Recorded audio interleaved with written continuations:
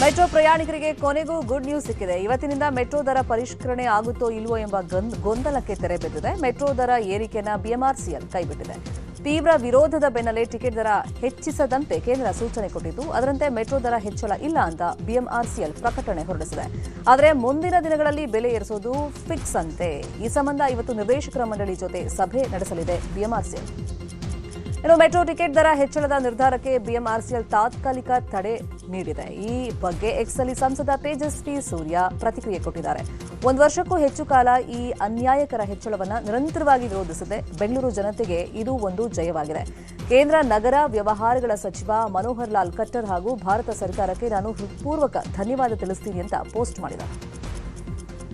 BMRCL ಅವರು ನಾಳೆ ಬೆಳಗ್ಗೆಯಿಂದ ಏನು 5% ಮೆಟ್ರೋ ರೇಟ್ ಹೈಕ್ ತಿರ್ಗಾ ಮಾಡ್ತೀವಿ ಅಂತ ಪ್ರಸ್ತಾಪ ಮಾಡಿದ್ರು ರಾಜ್ಯ ಸರ್ಕಾರದ ಒತ್ತಾಯದ ಮೇಲೆ. ಅದನ್ನ ತಾತ್ಕಾಲಿಕವಾಗಿ ಕೇಂದ್ರ ಸರ್ಕಾರದ ಒತ್ತಾಯದ ಮೇಲೆ ನಿಲ್ಲಿಸಲಾಗಿದೆ. It's a temporary hold.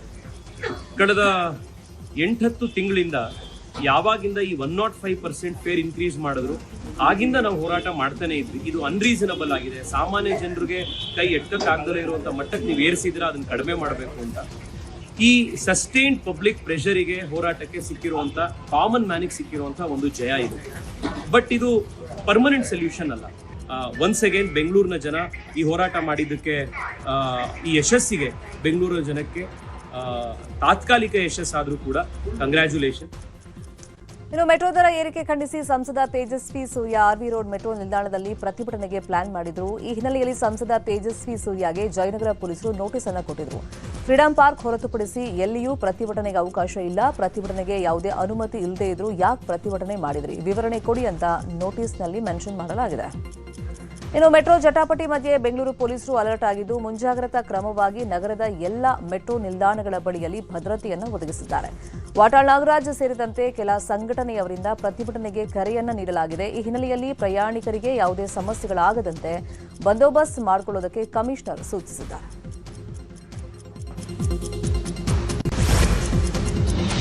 ಮೆಟ್ರೋದರ ವಿವಾದದ ಬಗ್ಗೆ ಮಾಜಿ ಸಂಸದ ಡಿಕೆ ಸುರೇಶ್ ದೊಡ್ಡಬಳ್ಳಾಪುರದಲ್ಲಿ ಮಾತನಾಡಿದ್ದಾರೆ. ಕೇಂದ್ರ ಬಿಜೆಪಿ ಸರ್ಕಾರ ಬರುವುದಕ್ಕೆ ನಮ್ಮ ರಾಜ್ಯದ ಸಂಸದರ ಕೊಡುಗೆ ಹೆಚ್ಚಿದೆ. ಆದರೆ ಕೇಂದ್ರ ಬಜೆಟ್ನಲ್ಲಿ ಕರ್ನಾಟಕಕ್ಕೆ ಅವರ ಕೊಡುಗೆ ಏನು? ಮೆಟ್ರೋ ದರ ಇಟ್ಕೊಂಡು ರಾಜಕಾರಣ ಮಾಡುವುದಲ್ಲ. ಕರ್ನಾಟಕದ ತೆರಿಗೆಯಲ್ಲಿ ಆಗ್ತಿರುವ ಅನ್ಯಾಯ, ನೀರಾವರಿಗೆ ಸಿಗದೇ ಇರುವಂತಹ ಅನ್ಯಾಯವನ್ನ ಖಂಡಿಸಬೇಕು ಅಂತಂದ್ರು. ಕೇಂದ್ರ ಸರ್ಕಾರದವರು ಸಂಸದರುಗಳ ಕೊಡುಗೆ ಇವತ್ತು ರಾಜ್ಯದಲ್ಲಿ ಅತಿ ಹೆಚ್ಚು ಸ್ಥಾನಗಳನ್ನ ಗಳಿಸಿದ್ದಾರೆ. ಬಹುಶಃ ಬಜೆಟ್ ನಲ್ಲಿ ಕರ್ನಾಟಕಕ್ಕೆ ಅವರ ಕೊಡುಗೆ ಏನು ಅನ್ನೋದನ್ನ ಹೇಳಬೇಕೆ ಹೊರತು ಸುಮ್ಮನೆ ಅನಾವಶ್ಯಕವಾದಂತಹ ವಿಚಾರಗಳನ್ನ ಮೆಟ್ರೋ ದರ ಸಂಬಂಧಪಟ್ಟಿದ್ದು ಇವ್ರು ಸಂಬಂಧಪಟ್ಟಿದ್ದು ನಮ್ಗೆ ಸಂಬಂಧಪಟ್ಟಿದ್ದಲ್ಲ. ಅದು ಬೋರ್ಡ್ ಇದೆ, ಆ ಬೋರ್ಡ್ ತೀರ್ಮಾನ ಮಾಡಿ ಮೆಟ್ರೋ ದರ ಇಟ್ಕೊಂಡು ರಾಜಕಾರಣ ಮಾಡುವಂಥದ್ದು. ಕರ್ನಾಟಕಕ್ಕೆ ಬೇಕಾದಂತ ಅನುದಾನಗಳನ್ನ ಕರ್ನಾಟಕದ ರಾಜ್ಯದ ಕನ್ನಡಿಗರ ತೆರಿಗೆ ಹಣದ ಬಗ್ಗೆ ಆಗ್ತಾ ಇರತಕ್ಕಂಥ ಅನ್ಯಾಯ, ನೀರಾವರಿ ಯೋಜನೆಗಳಿಗೆ ಸಿಗದೆ ಇರತಕ್ಕಂತ ಅನುದಾನ. ಸೊ ಕರ್ನಾಟಕಕ್ಕೆ ಮತ್ತು ಬೆಂಗಳೂರು ಜಿಲ್ಲೆ ಅಂತಾರಾಷ್ಟ್ರೀಯ ಮಟ್ಟದಲ್ಲಿ ಏನು ಪ್ರಖ್ಯಾತಿಯನ್ನ ಪಡೆದಿದೆ, ಅದಕ್ಕೆ ಬೇಕಾದಂತ ಮೂಲಭೂತ ಸೌಕರ್ಯಗಳಿಗೆ ಏನ್ ಹಣ ಕೊಡ್ತೇವೆ ಅನ್ನೋದನ್ನ ಕೇಂದ್ರ ಸರ್ಕಾರಕ್ಕೆ ಏನೇನು ಬೇಡಿಕೆಗಳನ್ನ ಇಟ್ರು, ಏನೇನು ಯಶಸ್ಸಾಗಿದ್ದಾರೆ ಅದನ್ನ ಹೇಳ್ಬೇಕೆ ಹೊರತು ಬೇರೆ ರಾಜಕಾರಣ ಮಾಡಬೇಕು ಅಂತ ಅಂದ್ರೆ ನಾನು ದಿನ ಬೆಳಗ್ಗೆ ಎದ್ರೆ ದಾವಣಗೆರೆ ಜಿಲ್ಲೆಯ ಹರಿಹರ ತಾಲೂಕಿನ ರಾಜನಹಳ್ಳಿಯಲ್ಲಿ ಇವತ್ತು 2ನೇ ದಿನದ ವಾಲ್ಮೀಕಿ ಜಾತ್ರೆ ಅದ್ದೂರಿಯಾಗಿ ನಡೆಯಲಿದೆ. ಜಾತ್ರೆಗೆ ವಿವಿಧ ರಾಜಕೀಯ ನಾಯಕರ ದಂಡೆ ಹರಿದು ಬರಲಿದೆ. ಮುಖ್ಯಮಂತ್ರಿ ಸಿದ್ದರಾಮಯ್ಯ, ಉಪಮುಖ್ಯಮಂತ್ರಿ ಡಿಕೆ ಶಿವಕುಮಾರ್, ಕೇಂದ್ರ ಸಚಿವ ಎಚ್.ಡಿ. ಕುಮಾರಸ್ವಾಮಿ, ಸಚಿವ ಸತೀಶ್ ಜಾರಕಿಹೊಳಿ, ಬಿಜೆಪಿ ರಾಜ್ಯಾಧ್ಯಕ್ಷ ಬಿವೈ ವಿಜಯೇಂದ್ರ, ವಿರೋಧ ಪಕ್ಷದ ನಾಯಕ ಆರ್ ಅಶೋಕ್ ಸೇರಿದಂತೆ ಅನೇಕ ರಾಜಕೀಯ ಗಣ್ಯರು ಆಗಮಿಸಲಿದ್ದಾರೆ. ಬಂಡೀಪುರದಲ್ಲಿ ಇಂದಿನಿಂದ 3 ದಿನಗಳ ಕಾಲ ವನ್ಯಜೀವಿ ಸಂರಕ್ಷಣೆ ಹಾಗೂ ನಿರ್ವಹಣೆ ಬಗ್ಗೆ ಅಂತಾರಾಷ್ಟ್ರೀಯ ಬಿಗ್ ಕ್ಯಾಟ್ ಅಲಯನ್ಸ್ ಶೃಂಗಸಭೆ ಹಾಗೂ ಕಾರ್ಯಾಗಾರ ಆಯೋಜನೆ ಮಾಡಲಾಗಿದೆ.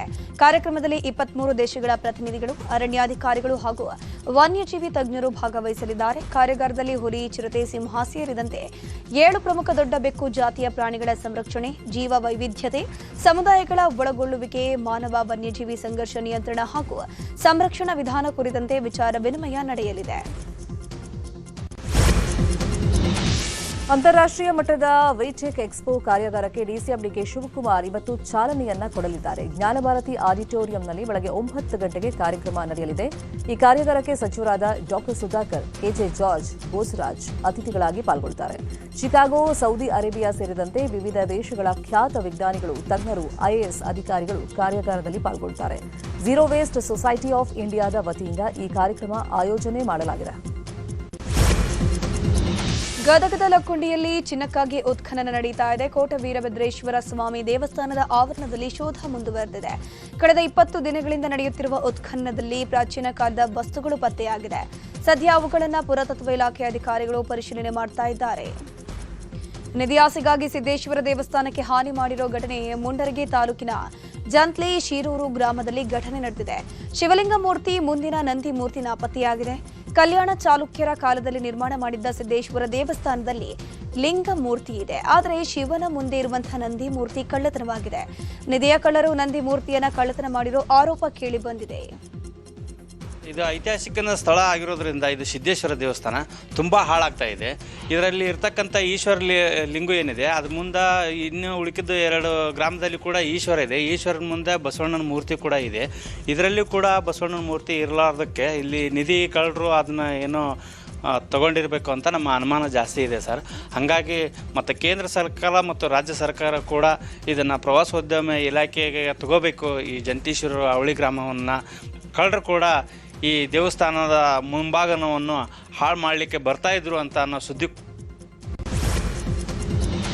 ಉತ್ತರ ಕನ್ನಡ ಜಿಲ್ಲೆಯ ಸಿದ್ದಾಪುರ ವಸಂತ ನಾಯ್ಕ ಕೊಲೆ ಪ್ರಕರಣದ ತನಿಖೆ ಚುರುಕುಗೊಂಡಿದೆ. ಈಗಾಗಲೇ ಕೊಲೆ ಕೇಸಲ್ಲಿ ಜ್ಯೋತಿಷಿ ಕಮಲಾ ಕರ್ಭಟ್ ಹಾಗೂ ಸುಚಿತ್ರಾ ಜೈಲ್ ಪಾಲಾಗಿದ್ದಾರೆ. ಈ ಮಧ್ಯೆ ಸುಚಿತ್ರಾಳ ಒಂದೊಂದೇ ಕಹಾನಿಗಳು ಹೊರಗಡೆ ಬರ್ತಿದೆ. ಸುಚಿತ್ರಾ ಅಪ್ರಾಪ್ತ ವಯಸ್ಸಿನಲ್ಲೇ ಪ್ರೀತಿಯ ಬಲೆಗೆ ಬಿದ್ದು 17ನೇ ವಯಸ್ಸಿಗೆ ಬೆಂಗಳೂರಲ್ಲಿದ್ದ ಮಹೇಶ್ನನ್ನ ಲವ್ ಮಾಡಿ ಮದುವೆಯಾಗಿದ್ದು. ಮದುವೆಯಾದ ಹೊಸರಲ್ಲೇ ಆಸ್ತಿಯಲ್ಲಿ ಭಾಗ ಕೇಳಿದ್ದಂತೆ ಸುಚಿತ್ರಾ. ಮಗ ಚೆನ್ನಾಗಿರ್ಲಿ ಅಂತ ವಸಂತ್ ಹಾಗೂ ಮಹೇಶ್ಗೆ ಆಸ್ತಿ ಭಾಗ ಮಾಡಿ ಕೊಡಲಾಗಿತ್ತಂತೆ. ಬಳಿಕ ಕುಟುಂಬದಿಂದ ಬೇರೆಯಾದ ಮೇಲೆ ಹಲವರ ಜೊತೆ ಸಂಪರ್ಕ ಇತ್ತಂತೆ. ಪತಿ ಮಹೇಶ್ ಬೆಂಗಳೂರಲ್ಲಿ ಇರ್ತಾ ಇದ್ದು ಈಕೆ ಸಿದ್ದಾಪುರದಲ್ಲಿ ಆಡಬಾರ್ದ ಆಟ ಆಡ್ತಾ ಇದ್ಲಂತೆ. ಮಹದಾಯಿ ವಿಚಾರದಲ್ಲಿ ಕೇಂದ್ರ ಸರ್ಕಾರ ಸುಳ್ಳು ಹೇಳ್ತಾನೆ ಇದೆ ಅಂತ ಹುಬ್ಬಳ್ಳಿಯಲ್ಲಿ ಸಿಎಂ ಸಿದ್ದರಾಮಯ್ಯ ವಾಗ್ದಾಳಿ ನಡೆಸಿದ್ದಾರೆ. ಕೇಂದ್ರ ಸರ್ಕಾರದ ವಿಳಂಬ ನೀತಿಯಿಂದಾಗಿ ಕಳಸಾ ಬಂಡೂರಿ ಯೋಜನೆ ನಿಂತಿದೆ. 2018ರಲ್ಲಿ ಸುಪ್ರೀಂ ಕೋರ್ಟ್ ಆದೇಶ ಕೊಟ್ಟಿದೆ. 1100 ಕೋಟಿ ರೂಪಾಯಿ ಅಂದಾಜು ವೆಚ್ಚ ಮಾಡಿ ಟೆಂಡರ್ ಕೂಡ ಕೊಟ್ಟಿದ್ದೀವಿ. ಅನುಮತಿ ಕೊಟ್ಟರೆ ತಕ್ಷಣ ಕೆಲಸವನ್ನ ಮಾಡ್ತೇವೆ. ರಾಜ್ಯ ಸರ್ಕಾರದ ಕಾರಣಕ್ಕೆ ನಿಂತು ಹೋಗಿದೆ ಅಂತ ಜೋಶಿ ಹೇಳ್ತಾರೆ. ಆದರೆ ಪ್ರಹ್ಲಾದ್ ಜೋಶಿ ಯಾಕೆ ಸುಳ್ಳು ಹೇಳ್ತೀರಿ ಅಂತ ಪ್ರಶ್ನೆಯನ್ನ ಮಾಡಿದ್ದಾರೆ. ಸುಳ್ಳು ಆರೋಪಗಳನ್ನು ಮಾಡೋದ್ರಲ್ಲಿ ಭಾರತೀಯ ಜನತಾ ಪಕ್ಷದವರು ನಿಶ್ಚೀಮರು. ಕಳಸಾ ಬಂಡೂರಿ ಕೇಂದ್ರ ಸರ್ಕಾರದವರು ಹೇಳ್ತಾರೆ ನಮ್ಮಿಂದ ನಿಂತೋಗಿದೆ ಅದು ಅಂತಕ್ಕಂಥ ಮಾತುಗಳನ್ನು ಹೇಳ್ತಾ ಇದ್ದಾರೆ. ಎಲ್ಲ ಕಡೆ ಅಪಪ್ರಚಾರ ಮಾಡ್ತಾರೆ. ನಿಜವಾಗಿ ನಿಂತಿರ್ತಕ್ಕಂಥದ್ದು ಭಾರತೀಯ ಜನತಾ ಪಕ್ಷದ ಕೇಂದ್ರ ಸರ್ಕಾರದ ವತಿಯಿಂದ. ಕಳಸಾ ಬಂಡೂರಿ ಸುಪ್ರೀಂ ಕೋರ್ಟ್ನಲ್ಲಿ ಆದೇಶ ಕೊಟ್ಟು 2018ರಲ್ಲಿ, ನಾವು 2023ರಲ್ಲಿ ಈ ಪ್ರಾಜೆಕ್ಟ್ಗಳಿಗೆ ಕಳಸಾ ತಿರುವು ಯೋಜನೆ, ಬಂಡೂರಿ ತಿರುವು ಯೋಜನೆ ಇದಕ್ಕೆ 1100 ಕೋಟಿ ರೂಪಾಯಿಗಳ ಅಂದಾಜಿನ ಯೋಜನೆಯನ್ನು ತಯಾರು ಮಾಡಿ ವಿಬಿಜಿ ರಾಮ್ಜಿ ಯೋಜನೆಯಲ್ಲಿ ರಾಮನಿಲ್ಲ ಅಂತ ಹುಬ್ಬಳ್ಳಿಯಲ್ಲಿ ಸಿಎಂ ಸಿದ್ದರಾಮಯ್ಯ ಹೇಳಿದ್ದಾರೆ. ಬಿಜೆಪಿಯವರು ರಾಮನ್ ಮೇಲಿನ ಪ್ರೀತಿಯಿಂದ ಈ ಹೆಸರಿಟ್ಟಿಲ್ಲ, ತೋರಿಕೆಗಾಗಿ ರಾಮನ್ ಹೆಸರು ಬಂದಿದೆ. ನನ್ನ ಹೆಸರು ಸಿದ್ದರಾಮ ಅಲ್ವಾ, ರಾಮನೂ ಇದ್ದಾನೆ, ಸಿದ್ದನೂ ಇದ್ದಾನೆ ಅಂತ ಹೇಳಿದ್ದಾರೆ. ಇನ್ನು ನರೇಗಾ ಮರುಸ್ಥಾಪನೆಗೆ ನಾವು ಹೋರಾಟ ಮಾಡ್ತೀವಿ ಅಂತ ಸಿಎಂ ಹೇಳಿದ್ದಾರೆ. ವಿಬಿಜಿ ರಾಮ್ಜಿ ಅಂತಕ್ಕಂಥ ಕಾನೂನಲ್ಲಿ ಅದರ ಅರ್ಥ ಏನು ಗೊತ್ತಾ ನಿಮಗೆ? ರಾಮ್ ಅಲ್ಲ, ಅದು ರಾಮ್ ಅಲ್ಲ. ವಿಕಸಿತ್ ಭಾರತ್, ಗ್ಯಾರಂಟಿ ಫಾರ್ ರೋಜ್ಗಾರ್, ಆಮೇಲೆ ಅಜೀವಿಕ್ ಮಿಷನ್ ಗ್ರಾಮೀಣ್ ಅಂತ ಅದರ ಅರ್ಥ. ಅದನ್ನ ಎಕ್ಸ್ಪ್ಯಾಂಡ್ ಮಾಡಿದ್ರೆ ಇದು ಬರ್ತಕ್ಕಂಥದ್ದು ರಾಮ್. ಯಾವ ರಾಮನೂ ಇಲ್ಲ, ಶ್ರೀರಾಮನೂ ಇಲ್ಲ, ಕೌಶಲ್ಯ ರಾಮನೂ ಇಲ್ಲ, ದಶರಥ ರಾಮನೂ ಇಲ್ಲ, ರಾಮಾಯಣದ ರಾಮನೂ ಇಲ್ಲ. ಕುರುಬ ಸಮುದಾಯವನ್ನ ಎಸ್ಟಿ ಸಮುದಾಯಕ್ಕೆ ಸೇರಿಸೋಕೆ ವಿರೋಧ ಇಲ್ಲ, ಆದರೆ ಎಸ್ಟಿ ಸಮುದಾಯಕ್ಕೆ ಸೇರ್ಪಡೆಗೂ ಮುನ್ನ ಒಬಿಸಿಯಲ್ಲಿರುವ ಕುರುಬ ಮೀಸಲಾತಿ ತೆಗೆದುಕೊಂಡು ಬರಲಿ ಅಂತ ಮಾಜಿ ಸಂಸದ ವಿಎಸ್ ಉಗ್ರಪ್ಪ ಹೇಳಿದ್ದಾರೆ. ಕೋಲಾರ ಜಿಲ್ಲಾ ವಾಲ್ಮೀಕಿ ಸಮಾಜದ ನಾಯಕರೊಂದಿಗೆ ಸುದ್ದಿಗೋಷ್ಠಿಯಲ್ಲಿ ಮಾತನಾಡಿದ ಅವರು, ಸ್ವಾತಂತ್ರ್ಯ ಬಂದು ಇಷ್ಟು ವರ್ಷಗಳಾದರೂ ಎಸ್ಟಿ ಸಮಾಜ ಮೀಸಲಾತಿಗಾಗಿ ಹೋರಾಟ ಮಾಡ್ತಾನೆ ಇದೆ. ಆದರೆ ಅಧಿಕಾರದಲ್ಲಿರುವಂತಹ ಎಲ್ಲ ರಾಜಕೀಯ ಪಕ್ಷಗಳು ನಮ್ಮನ್ನ ಕಡೆಗಣಿಸಿದೆ ಅಂತಂದ್ರು. ಹುಡುಗರನ್ನ ಸೇರಿಸೋದು ನನಗೆ ಸೇರಿಸಿ ಅವ್ರಿಗೆ ಅರ್ಹತೆ ಇದ್ರೆ ನಮ್ಮ ಜೊತೆಯಲ್ಲೇ ಅವ್ರು ರೆಕಮೆಂಡ್ ಆಗಿತ್ತು. ಬೇಡ ಅಂತ ಹೇಳ್ತಿದ್ದಾರೆ. ಎಸ್ಸಿಗಾಗ್ಲಿ ಎಸ್ಟಿಗಾಗ್ಲಿ ಅಂತ ಯಾರು ಹೇಳೋದಿಲ್ಲ, ನಾವು ಯಾರು ಹೇಳೋದಿಲ್ಲ. ಆದ್ರೆ ಒಂದ್ ಕಂಡೀಷನ್, ಅಲ್ಲಿ ಏನು ಕುಲಶಾಸ್ತ್ರ ಅಧ್ಯಯನ ಮಾಡಿಸಿ ಅರ್ಹತೆಗಳಿದ್ರೆ ನೀವು ಕುರುಬರಲ್ಲಿ ಸೇರಿಸ್ತೀರಾ ಸೇರಿಸಿ, ಬೆಸ್ತರಲ್ಲಿ ಸೇರಿಸ್ತೀರಾ ಸೇರಿಸಿ, ಗೊಲ್ಲರಲ್ಲಿ ಸೇರಿಸ್ತೀರಾ ಸೇರಿಸಿ, ಯಾರನ್ನ ಸೇರಿಸ್ತೀರೋ ಅಲ್ಲಿ ಒಬಿಸಿ ನಲ್ಲಿ ಬಿಟ್ಟು ಬರ್ತೀರಲ್ಲ ಆ ರಿಸರ್ವೇಶನ್ ಸೇರಿಸೋ ದಿವಸನೇ ಅಷ್ಟು ಪರ್ಸೆಂಟೇಜ್ ಇಲ್ಲಿ ಜಾಸ್ತಿ ಅವರ. ರಾಯಚೂರಿನಲ್ಲಿ ಸಿಎಂ ಸಿದ್ದರಾಮಯ್ಯ ತೆರಳುತ್ತಾ ಇದ್ದ ಹೆಲಿಕಾಪ್ಟರ್ ದಿಕ್ಕು ತಪ್ಪಿದ ಘಟನೆ ನಡೆದಿದೆ. ಲಿಂಗಸೂಗೂರಿನಲ್ಲಿ ನಿಗದಿಯಾಗಿದ್ದ ಹೆಲಿಪ್ಯಾಡ್ನಲ್ಲಿ ಲ್ಯಾಂಡಿಂಗ್ ಆಗೋ ಬದಲು ಮತ್ತೊಂದು ಹೆಲಿಪ್ಯಾಡ್ನಲ್ಲಿ ಹೆಲಿಕಾಪ್ಟರ್ ಇಳಿದಿದೆ. ಮಾಜಿ ಸಚಿವ ಅಮರೇಗೌಡ ಪಾಟೀಲ್ ಬಯ್ಯಾಪುರ ಅವರ ಮೊಮ್ಮಗನ ಮದುವೆಗೆ ಸಿಎಂ ಸಿದ್ದರಾಮಯ್ಯ ಭೇಟಿ ನೀಡಿದ್ದಾಗ ಈ ಘಟನೆ ನಡೆದಿರೋದು. ಇನ್ನು ಸಿಎಂ ಲ್ಯಾಂಡ್ ಆದ ಬಳಿಕ ಸತೀಶ್ ಹೆಲಿಕಾಪ್ಟರ್ ಲ್ಯಾಂಡ್ ಆಗಿದ್ದು ಒಂದೇ ಕಂಪನಿ ಹೆಲಿಕಾಪ್ಟರ್ ಆದ ಕಾರಣಕ್ಕೆ ಪೈಲಟ್ಗೆ ಗೊಂದಲ ಉಂಟಾಗಿದೆ ಎನ್ನಲಾಗಿದೆ. ಲಘು ವಿಮಾನವೊಂದು ಪತನವಾಗಿರೋ ಘಟನೆ ವಿಜಯಪುರ ಜಿಲ್ಲೆಯ ಬಬಲೇಶ್ವರ ತಾಲೂಕಿನ ಮಂಗಳೂರು ಗ್ರಾಮದ ಬಳಿ ನಡೆದಿದೆ. ಕಲಬುರಗಿಯಿಂದ ಬೆಳಗಾವಿಗೆ ವಿಮಾನದಲ್ಲಿ ಹೋಗ್ತಿದ್ದ ವೇಳೆ ಅವಘಡ ನಡೆದಿದ್ದು, ಘಟನೆಯಲ್ಲಿ ಒಬ್ಬರಿಗೆ ಗಾಯಗಳಾಗಿದ್ದು, ಸ್ಥಳಕ್ಕೆ ಬಬಲೇಶ್ವರ ಪೊಲೀಸರು ಭೇಟಿ ನೀಡಿ ಪರಿಶೀಲನೆ ಮಾಡಿದ್ದಾರೆ. ರೆಡ್ ಬರ್ಡ್ ಕಂಪನಿಯ 172 ಟ್ಯಾಂಗೋ ಚಾರ್ಲಿ ಎಂಬ ಪ್ರೈವೇಟ್ ಜೆಟ್ ವಿಮಾನ ಪತನವಾಗಿದೆ ಎನ್ನಲಾಗಿದೆ. ಇನ್ನು ಘಟನಾ ಸ್ಥಳಕ್ಕೆ ಎಸ್ಪಿ ಲಕ್ಷ್ಮಣ ನಿಂಬರಗಿ ಭೇಟಿ ನೀಡಿ ಪರಿಶೀಲನೆ ನಡೆಸಿದರು. ಬರ್ಡ್ ಟ್ರೈನಿಂಗ್ ಅಕಾಡೆಮಿ ಅನ್ನುವಂಥ ಒಂದು ಟ್ರೈನರ್ ಏರ್ಕ್ರಾಫ್ಟು, ಅದರಲ್ಲಿ ಇಬ್ಬರು ವ್ಯಕ್ತಿಗಳು ಟ್ರಾವೆಲ್ ಮಾಡ್ತಾ ಇದ್ರು. ಫ್ಲೈಟು ಕಲಬುರಗಿ ಟು ಬೆಳಗಾವಿ ಹೋಗ್ತಾ ಇರಬೇಕಾದ್ರೆ ಯಾವ ತಾಂತ್ರಿಕ ಕಾರಣಗಳಿಂದ ಅದು ತಳಗಡೆ ಲ್ಯಾಂಡ್ ಮಾಡೋದಕ್ಕೆ ಪ್ರಯತ್ನ ಮಾಡಿದ್ದಾರೆ. ಅವ್ರಿಗೆ ಈ ಶುಗರ್ ಕೇನ್ ಕಟ್ ಮಾಡಿರುವಂಥ ಫೀಲ್ಡು ಅವರಿಗೆ ಗೋಲ್ಡನ್ ಬ್ರೌನ್ ಕಲರ್ ಕಂಡಿರೋದ್ರಿಂದ ಅದು ಫಸ್ಟ್ ಪ್ರಯಾರಿಟಿ ಲ್ಯಾಂಡಿಂಗ್ ಮಾಡಬೇಕು ಅಂತಂತ ಹೇಳಿ ಇಲ್ಲಿ ಲ್ಯಾಂಡ್ ಮಾಡೋದಕ್ಕೆ ಪ್ರಯತ್ನ ಪಟ್ಟಿದ್ದಾರೆ. ಸೊ ಒಂದೆರಡು ಇಂಪ್ಯಾಕ್ಟ್ ಆಗಿ ಮೂರನೇ ಇಂಪ್ಯಾಕ್ಟ್ಗೆ ಅದು ಪಲ್ಟಿಯಾಗಿ ಲ್ಯಾಂಡ್ ಆಗಿದೆ. ಇದ್ದಂಥ ಜನರು ಬಿದ್ದಾದ ತಕ್ಷಣವೇ ಅದರಲ್ಲಿರುವಂಥ ಒಬ್ಬ ವ್ಯಕ್ತಿ ಎದ್ದು ಹೊರಗಡೆ ಬರ್ತಾರೆ ಅಂತಂತ ಹೇಳಿದರು. ಮತ್ತು ಅವ್ರಿಗೆ ಏನು ಪ್ರಥಮೋಪಚಾರ ಮಾಡಬೇಕು ಇಲ್ಲಿದ್ದಂತಹ ಕಬ್ಬು ಕಟಾವಿನ ಮಾಡುವಂಥ ಜನರು ಮತ್ತು ಇಲ್ಲಿನ ಲೋಕಲ್ ರೈತರು ಅವ್ರಿಗೆ ಮಾಡಿದ್ದಾರೆ. ಮತ್ತು ಇನ್ನೊಬ್ಬ ವ್ಯಕ್ತಿ ಒಳಗಡೆ ಇದ್ದಾನೆ ಅಂತ ಮೇಲೆ ಅವರೇ ಕೂಡ ಅವನನ್ನು ಕೂಡ ರೆಸ್ಕ್ಯೂ ಮಾಡಿ ಅವನನ್ನು ಮತ್ತೆ ಆ್ಯಂಬುಲೆನ್ಸ್ ಇದರಲ್ಲಿ ಆಸ್ಪತ್ರೆಗೆ ಕಳಿಸ್ಕೊಟ್ಟಿದ್ದಾರೆ. ಈಗ ಪ್ರಾಥಮಿಕ ಮಾಹಿತಿ ಆಧಾರದ ಮೇಲೆ ಇಬ್ಬರು ಕೂಡ they are out of danger and they are taking treatment. ಯಾವುದೇ ರೀತಿಯಾದಂಥ ಜೀವಕ್ಕೆ ಯಾವುದೇ ರೀತಿಯಾದಂಥ ಅಪಾಯ ಇಲ್ಲ ಅಂತ ಡಾಕ್ಟರ್ ಕೂಡ. ಮಹಿಳಾ ಅಧಿಕಾರಿ ಮನೆಯಲ್ಲಿ ರಹಸ್ಯ ಕ್ಯಾಮೆರಾ ಪ್ರಕರಣಕ್ಕೆ ಮತ್ತೊಂದು ಟ್ವಿಸ್ಟ್ ಸಿಕ್ಕಿದೆ. ಬ್ಲಾಕ್ಮೇಲ್ಗೆ ಸಾಥ್ ಕೊಟ್ಟ ಮತ್ತೊಬ್ಬ ಅಧಿಕಾರಿಯನ್ನು ಬಂಧಿಸಲಾಗಿದೆ. ವೃತ್ತಿ ವೈಷಮ್ಯ ಹಿನ್ನೆಲೆಯಲ್ಲಿ ಮಹಿಳಾ ಅಧಿಕಾರಿಯ ತೇಜೋವಧಿಗೆ ಸಾಥ್ ನೀಡಿದ್ದ ವಿನೋದ್ ಟಿ ಎಂಬಾತನನ್ನು ಮಾಳಮಾರುತಿ ಪೊಲೀಸರು ಬಂಧಿಸಿದ್ದಾರೆ. ಆರೋಪಿ ವಿನೋದ್ ಮಹಿಳಾ ಅಧಿಕಾರಿಯ ವಿರುದ್ಧ ನಕಲಿ ಪತ್ರಕರ್ತರನ್ನ ಛೂ ಬಿಟ್ಟು ಮಹಿಳಾ ಅಧಿಕಾರಿಯ ಖಾಸಗಿ ದೃಶ್ಯ ಸಂಗ್ರಹಿಸಲು ಪ್ಲಾನ್ ಮಾಡಿದ್ದ. ಅದರಂತೆ ಮನೆಯ ಹೋಲ್ಡರ್ನಲ್ಲಿ 8 ರಹಸ್ಯ ಕ್ಯಾಮೆರಾಗಳನ್ನು ಇಟ್ಟಿದ್ರು. ಈ ಬಗ್ಗೆ ತನಿಖೆ ನಡೆಸಿದ್ದ ಪೊಲೀಸರು ಈಗಾಗಲೇ 3 ಬಂಧಿಸಿದ್ದಾರೆ. ಪೊಲೀಸರು ಆರೋಪಿ ವಿನೋದ್ನನ್ನ ನ್ಯಾಯಾಧೀಶರ ಮುಂದೆ ಹಾಜರುಪಡಿಸಿ ಜೈಲುಗಟ್ಟಿದ್ದಾರೆ. ಇನ್ನು ಸದ್ಯ ಪೊಲೀಸರು ವಿನೋದ್ ಮೊಬೈಲ್ ಅನ್ನ ಜಾಲಾಡ್ತಾ ಇದ್ದಾರೆ. ಮತ್ತೊಂದು ಕಡೆ 3 ನಕಲಿ ಪತ್ರಕರ್ತರ ಬೇಲ್ ಅರ್ಜಿ ಅಮಾನತಾಗಿದೆ.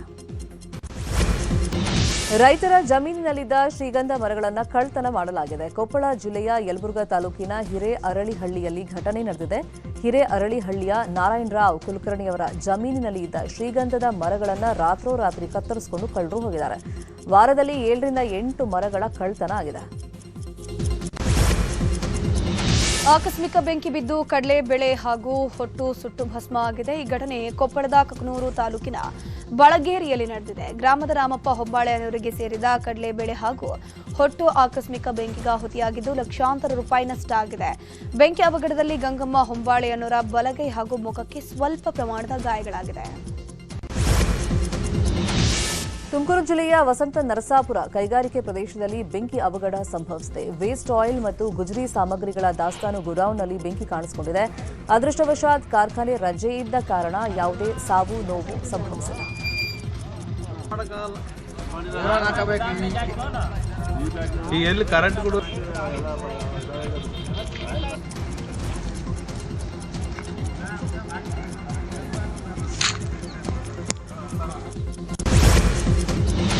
ಬೆಂಗಳೂರಿನ ಕೋರಮಂಗಲದ ಫೋರಂ ಮಾಲ್ನಲ್ಲಿ ಲೈವ್ ಕಾನ್ಸರ್ಟ್ನಲ್ಲಿ ಕನ್ನಡವನ್ನ ಕಡೆಗಣನೆ ಮಾಡಿದ ಆರೋಪ ಕೇಳಿಬಂದಿದೆ. ಮಾಲ್ ನಡೆಗೆ ಕರವೇ ಪ್ರವೀಣ್ ಶೆಟ್ಟಿ ಬಣ ಕೆಂಡಾಮಂಡಲಾಗಿದೆ.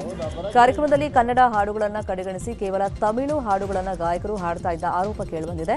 ಅಷ್ಟೇ ಅಲ್ಲದೆ ಕಾರ್ಯಕ್ರಮದಲ್ಲಿ ಕನ್ನಡ ನಾಮಫಲಕ ಹಾಕದೇ ಇರೋದು ಬೆಳಕಿಗೆ ಬಂದಿದೆ. ಕನ್ನಡ ಕಡೆಗಣಿಸಿದ್ದಕ್ಕೆ ಆಕ್ರೋಶಗೊಂಡ ಕರವೇ ಪ್ರವೀಣ್ ಶೆಟ್ಟಿ ನೇತೃತ್ವದಲ್ಲಿ ಮುತ್ತಿಗೆ ಹಾಕಲಾಗಿದೆ.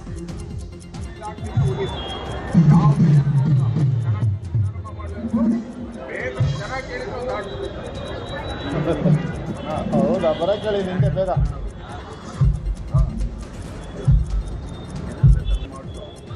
ಆಯ್ತು ಸರ್, ಆಯ್ತು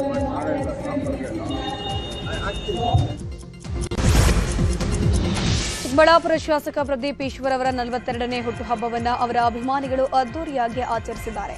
ಚಿಕ್ಕಬಳ್ಳಾಪುರದ ಕೈವಾರ ತಾತಯ್ಯನವರ ದೇವಾಲಯದಲ್ಲಿ ವಿಶೇಷ ಪೂಜೆ ಸಲ್ಲಿಸಿ 101 ತೆಂಗಿನಕಾಯಿಗಳನ್ನು ಒಡೆದು ಶುಭ ಕೋರಿದ್ದಾರೆ. ಕಾರ್ಯಕರ್ತರು ಕೇಕ್ ಕತ್ತರಿಸಿ ಸಂಭ್ರಮಾಚರಣೆ ಮಾಡಿದರೆ ಅತ ಬಲಮುರಿ ವೃತ್ತದಲ್ಲಿ ಬಿರಿಯಾನಿ ವಿತರಣೆ ಮಾಡಲಾಯಿತು. ಇನ್ನು ಮಂಚೇನಹಳ್ಳಿ ಗ್ರಾಮದಲ್ಲಿ ವಿನಾಯಕನ ಗುಡಿಯಲ್ಲಿ ಪೂಜೆ ಸಲ್ಲಿಸಿದ ಪ್ರದೀಪೇಶ್ವರ್ ಅಭಿಮಾನಿಗಳು ದೇವಾಲಯದ ಬಳಿ ಬೃಹತ್ ರಕ್ತದಾನ ಶಿಬಿರ ಏರ್ಪಡಿಸಿ ಬರ್ತ್ಡೇಯನ್ನು ಅರ್ಥಪೂರ್ಣವಾಗಿ ಆಚರಿಸಿದರು.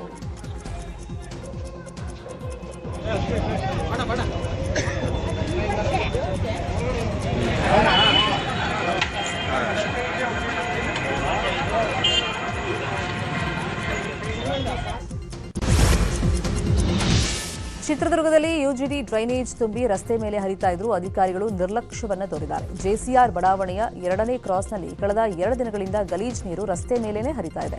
ಇದರಿಂದ ದುರ್ವಾಸನೆ ಬರ್ತಾ ಇದೆ. ಇನ್ನು ಕಾರ್ ಸೇರಿದಂತೆ ಬೈಕ್ ಸವಾರರು ಗಲೀಜ್ ನೀರಲ್ಲೇ ವಾಹನ ಚಲಾಯಿಸಿಕೊಂಡು ಹೋಗ್ತಾ ಇದ್ದು ಪಾದಚಾರಿಗಳಿಗೆ ಗಲೀಜ್ ನೀರು ಸಿಡಿದು ಅಧ್ವಾನವಾಗಿದೆ. ಇಷ್ಟಾದರೂ ನಗರಸಭೆ ಅಧಿಕಾರಿಗಳು ಇತ್ತ ಗಮನ ಹರಿಸ್ತಾ ಇಲ್ಲ ಅಂತ ಜನ ಬೇಸರವನ್ನ ವ್ಯಕ್ತಪಡಿಸಿದ್ದಾರೆ. ಕೊಪ್ಪಳ ಜಿಲ್ಲೆಯ ಕುಕನೂರಿನಲ್ಲಿ ಹಿಂದೂ ಪರ ಸಂಘಟನೆಗಳಿಂದ ಹಿಂದೂ ಸಮಾಜೋತ್ಸವ ನಡೆಸಲಾಯಿತು. ಕುಕನೂರಿನ ಮಹಾಮಾಯ ದೇವಸ್ಥಾನದಿಂದ ಬೃಹತ್ ಮೆರವಣಿಗೆ ನಡೆಯಿತು. ಇನ್ನು ಮೆರವಣಿಗೆಯಲ್ಲಿ ಮಾಜಿ ಸಚಿವ ಹಾಲಪ್ಪ ಆಚಾರ್ ಸೇರಿ ಹಲವು ಮುಖಂಡರು ಪಾಲ್ಗೊಂಡಿದ್ದರು.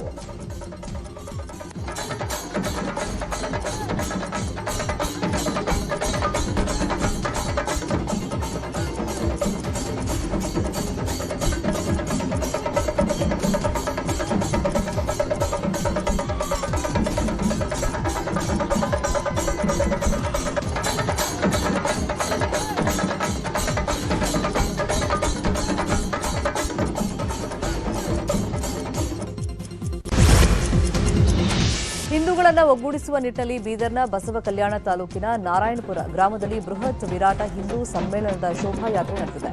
ಗ್ರಾಮದ ಶ್ರೀರಾಮ್ ವೃತ್ತದಿಂದ ಪ್ರಾರಂಭವಾದ ಬೃಹತ್ ಶೋಭಾಯಾತ್ರೆಯಲ್ಲಿ ಸಾವಿರಾರು ಜನ ಪಾಲ್ಗೊಂಡಿದ್ದರು. ಈ ವೇಳೆ ದೇಶಭಕ್ತಿ ಗೀತೆಗಳೊಂದಿಗೆ ಭಾರತ ಮಾತೆಯ ಭಾವಚಿತ್ರದ ಮೆರವಣಿಗೆ ರೋಮಾಂಚನ ತರಿಸಿತು.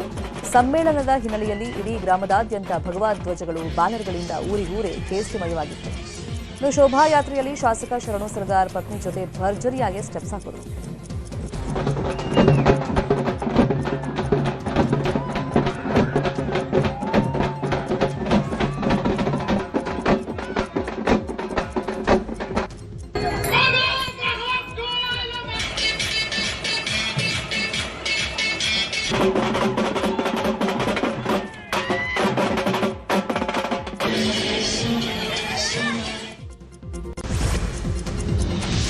ಬೆಂಗಳೂರು ದಕ್ಷಿಣ ಜಿಲ್ಲೆಯ ರಾಮನಗರದ ಜಾನಪದ ಲೋಕದಲ್ಲಿ 2 ದಿನಗಳ ಕಾಲ ವಿದ್ಯಾರ್ಥಿ ಜಾನಪದ ಲೋಕೋತ್ಸವ ನಡೆಯುತ್ತಾ ಇದೆ. ಕಾರ್ಯಕ್ರಮದಲ್ಲಿ ಸಚಿವ ರಾಮಲಿಂಗಾರೆಡ್ಡಿ ಭಾಗವಹಿಸಿದ್ರು. ಈ ವೇಳೆ ಜಾನಪದ ಸಾಧಕರಿಗೆ ಸಚಿವ ರಾಮಲಿಂಗಾರೆಡ್ಡಿ ಸನ್ಮಾನಿಸಿದರು. ಇದೇ ಸಂದರ್ಭದಲ್ಲಿ ಮಾತನಾಡಿದ ಅವರು, ಜಾನಪದ ಲೋಕಕ್ಕೆ ಬಾಕಿ ಇರುವಂತಹ ಅನುದಾನದ ವಿಚಾರವಾಗಿ ಸಿಎಂ ಜೊತೆಗೆ ಚರ್ಚೆ ಮಾಡ್ತೀನಿ, ಸೂಕ್ತ ಅನುದಾನದ ವ್ಯವಸ್ಥೆಯನ್ನು ಮಾಡಿಸ್ತೀನಿ ಅಂತ ಭರವಸೆಯನ್ನು ನೀಡಿದರು. ಕೊಪ್ಪಳ ಜಿಲ್ಲೆಯ ಯಲಬುರ್ಗಾ ತಾಲೂಕಿನ ಚಿಕ್ಕವಂಕಲಕುಂಟಿಯ ಪ್ರಸಿದ್ಧ ಧಾರ್ಮಿಕ ಕ್ಷೇತ್ರದಲ್ಲಿ ಆಂಜನೇಯ ಸ್ವಾಮಿ ಜಾತ್ರಾ ಮಹೋತ್ಸವದಲ್ಲಿ ಕಾರಣಿಕ ನುಡಿಯಲಾಗಿದೆ. ಕುರುಬರ ನೀಲವ್ವ ಹಸಿರು ಸೀರೆ ಉಟ್ಟಾಳ, ಮುತ್ತಿನ ದಂಡಿ ಹಾಕ್ಯಾಳಲೆ, ಪಂಚಕಲ್ಯಾಣಿ ಕುದುರಿ ಕುಣಿತೈತ ಅಂತ ಕಾರಣಿಕ ನುಡಿಯಲಾಗಿದೆ. ಈ ವರ್ಷ ಮಳೆ ಬೆಳೆ ಚೆನ್ನಾಗಿರಲಿದೆ ಅಂತ ಭವಿಷ್ಯ ಹೊರಬಿದ್ದಿದೆ.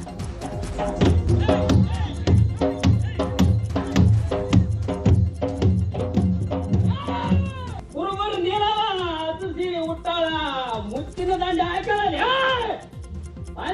ಕುದುರೆ ಕುಡಿತೈತೆ.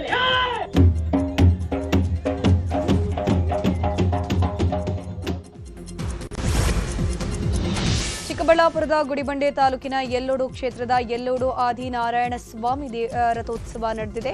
ಲಕ್ಷಾಂತರ ಭಕ್ತರು ಭಾಗಿಯಾಗಿದ್ದರು. ಇನ್ನು ರಥೋತ್ಸವದಲ್ಲಿ ಸಂಸದ ಡಾಕ್ಟರ್ ಕೆ ಸುಧಾಕರ್, ಸ್ಥಳೀಯ ಶಾಸಕ ಸುಬ್ಬಾರೆಡ್ಡಿ ಕೂಡ ಭಾಗಿಯಾಗಿ ದೇವರ ದರ್ಶನ ಪಡೆದರು. ಈ ವೇಳೆ ಭಾಗಿಯಾಗಿದ್ದ ಲಕ್ಷಾಂತರ ಜನರಿಗೆ ಅನ್ನಪ್ರಸಾದ, ಹೆಸರು ಬೇಳೆ, ಪಾನಕ ಸೇರಿದಂತೆ ನಾನಾ ದಾಸೋಹಗಳನ್ನು ಏರ್ಪಡಿಸಲಾಗಿತ್ತು.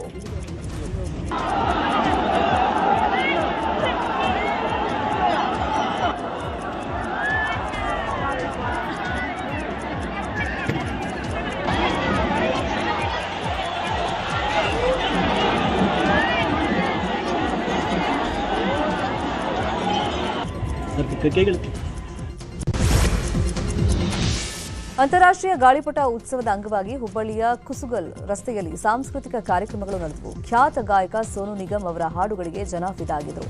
ಇದೇ ವೇಳೆ ಮಲ್ಲಗಂಬ ಸೇರಿ ವಿವಿಧ ದೇಶಿ ಕ್ರೀಡೆಗಳ ಪ್ರದರ್ಶನವೂ ನಡೆಯಿತು. ಕೇಂದ್ರ ಸಚಿವ ಪ್ರಹ್ಲಾದ್ ಜೋಶಿ ಪ್ರಾಯೋಜಕತ್ವದಲ್ಲಿ 2 ದಿನಗಳ ಕಾಲ ನಡೆದಂತಹ ಉತ್ಸವ ಹುಬ್ಬಳ್ಳಿ ಜನಕ್ಕೆ ಸಾಂಸ್ಕೃತಿಕ ರಸದೌತಣವನ್ನು ಬಳಸಿತು.